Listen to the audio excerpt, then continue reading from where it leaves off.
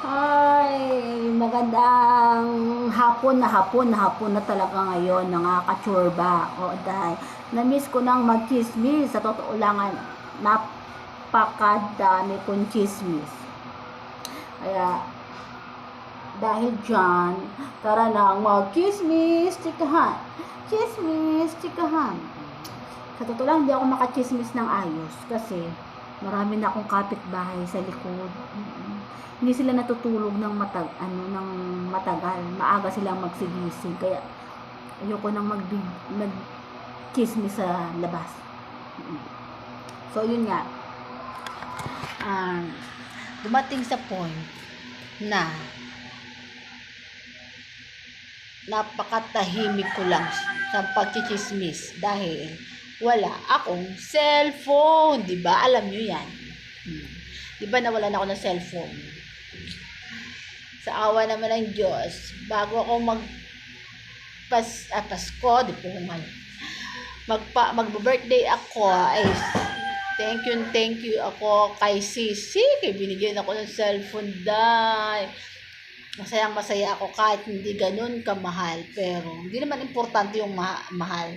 Napaka-importante na may kachismisan. Di ba? Tama ba? Tama ba sa inyo? So yun nga, may panaginip kasi ako, kaya napachismis ako bigla dahil, oo. Kasi sa totoo lang, meron kasi akong panaginip. Wala kasi akong maano kaya gusto ko man lang tayain.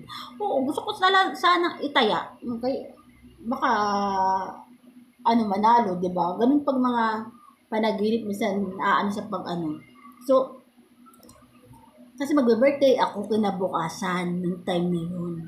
Tapos, napanaginipan ko, nagising ako ng madaling araw. Kasi akala ko, na totoo talaga ang nangyari sa panaginip ko. Dahil kasi, nalaman ko na hindi ako nag-menstruation dahil ako'y buntes. O, day, nakakatuwa ako. Na sobrang napanaginipan ko na ako'y nabuntis. Nagising ako ng madaling araw. Diyos ko, tuwan-tuwa ako dahil. Kasi sa totoo lang, ilang taon na akong gustong magkaanak. Oh, makailang jowa na ako. Dahil sa sobrang pakikipag-jowa ko.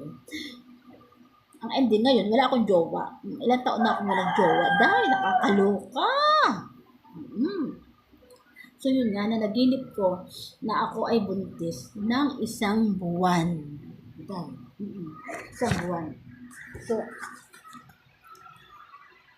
tapos, meron ako isang friend, may isa akong friend na meron siyang isang anak. Sa tunay na buhay niya, meron siya talagang isang anak. Ang ending kasi, naging kasama ko siya sa panaginip ko dahil yung sinabi ko sa kanya na meron ako buntis ng isang buwan. Inamin niya sa akin na siya pala ay buntis din, day. Oo, day. Buntis siya ng isang baby uli. Kasi, yung nilalaman ng tiyan niya, ayun, ay pang-apat. O, day. Pang-apat. Pero sa totoong buhay, isa lang ang anak niya. At, ang isang tunay na, ang jowa niya ngayon ay tomboy. Dahil, oo, dahil, stress na stress yung friend ko sa panaginip ko. Stress na stress siya. Pero ako, tuwan-tuwa ako. Dahil isang buwan na ang aking tiyan. Ang enjoy pa naman ako kay pahawak-hawak ng tiyan. Diba? Masaya kaya magkaroon ng anak, sa totoo lang. Kahit makaisa sana ako dati. Pero hindi talaga ako magkaroon ng anak. So, yun. Kaya, napachika ako sa sisi ko. Siyempre, yung sisi ko kasi ay lesbian. Siyempre, may jowa siya. May anak rin siyang isa. Isa lang naman ang jowa niya. So, yun nga, sabi ng sisi ko, anong number sa panaginip mo kay para tayain natin? Diyos me, dahil malay ko naman sa mga number ng diday sa mga Sa totoo lang, simula nung lumipat ako ng bahay na ere, sa bahay na ere, malimit akong magkaroon ng panaginip. Hindi talaga ako nakakapanaginip. Pero dito, lagi talaga akong panaginip. Pero lahat naman ng napapanaginipan ko sa bahay na to, pero mga masaya naman siguro. Siyempre, lalo na pagiging baby, kay gustong-gusto ko kaya. So, ayun. Totoo lang, tinanong ko lang din naman kay Sisi na ano nga kaya ang number na yun, ng maitaya. Para hati tayo. So, yun. Hindi ko alam kung para tungkol saan yung pagkakaroon ng buntis pag ikaw ay nananaginip. Sa tingin niyo po, ano po bang ibig sabihin na yun? Na ako, buntis ako ng 1 buwan, tapos yung isa kong friend, pang-apat ng baby. Pero sa totoong buhay, isa lang ang baby niya. So sana, malaman ko kung anong ibig sabihin na yun. Diba? Hindi natin masasabi. Kasi gusto ko lang malaman. Dahil sa kismosa ako, siyempre, sarili ko yun na panaginipan eh. Kaya gusto ko malaman kung anong ibig sabihin ng na naginip ka na buntis ka mismo na hindi ka naman, wala naman akong jowa. Tapos, ilang taon na akong walang jowa. Oo, dahil 5 taon naman akong walang jowa. Di syempre, virgin na ako matagal. Oo, pero ang panaginip ko, buntis ako. Nasaya-saya ko talaga. Pero ano po kaya ang ibig sabihin nun? So, sana nga, panaginip noon, ibig sabihin. Sana po, bigyan nyo nga ako ng meaning. Para malaman ko lang, di ba? Malay mo naman, makataya tayo. Di ba? Ito ba sabi? Kasi sa totoo lang, nung isa kong kuya, napakahilig ng tumaya. Napakahilig yan tumaya sa mga ganyang panaginip, lalo na pagbuntis. Oo. Kaya para sa kanya, flirty daw. Kaya, gusto ko sana kung nandito yung kuya ko. Kaya nakapagtaya na naman, kaya malamang napakasaya ko na. Napakasaya na niya kasi napakahilig niyang manalo. So yun, dahil sa nawalan ako ng cellphone, kaya ilang linggo akong walang cellphone. Sa totoo lang, naging okay naman sa akin na nawalan ako ng cellphone kasi may inuna akong mga importante.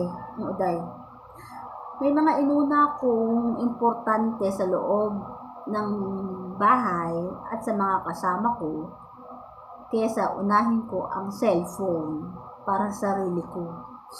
Yun, ewan ko. Kahit nagkakapera naman ako monthly, ayoko talagang gamitin yung pera ko dahil sa sarili ko. Alam naman, hindi naman ako madamot. Ganun talaga pag hindi ako madamot, day. Kaya hindi ako bumili ng cellphone noon. Pero yung sisi kong isa, nag-surprise niya ako kasi mag-birthday nga ako. Kaya binili niya ako ng cellphone na kahit mumurahin na cellphone, masayang-masaya na ako dun. Kasi hindi naman natin kailangan ng mga mamahalin.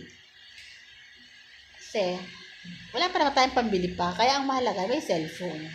Pero sa totoo lang, naging masaya naman ako kahit na ilang linggo akong walang cellphone kasi sa totoo lang ang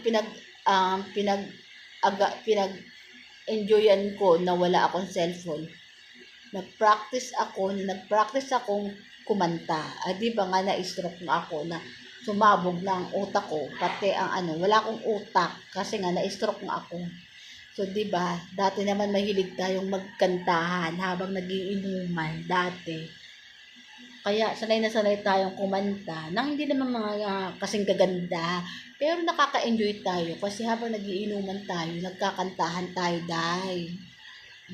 Kaso nga, wala akong alaala. So, ang ending, ang ginawa ko, nag-practice talaga ako. Nawalan ako ng cellphone, kaya ang ending, ang ginawa ko, magpractice ng kanta ko. Kasi, may mga paborito akong kanta kapag ako'y nainom. Pero sa awa naman Diyos, nakaisa ako ng practice ng kanta, dida. Kaya masayang-masaya talaga ako sa aking natanggap na kanta. Yun lang, napachika lang ako. Basta sana naman po, bigyan nyo nga ako ng chismis ha, kung talaga anong ibig sabihin nun ha. Yun lang. Kaya goodbye na sa inyo mga kachurba. Goodbye. Goodbye na sa inyo.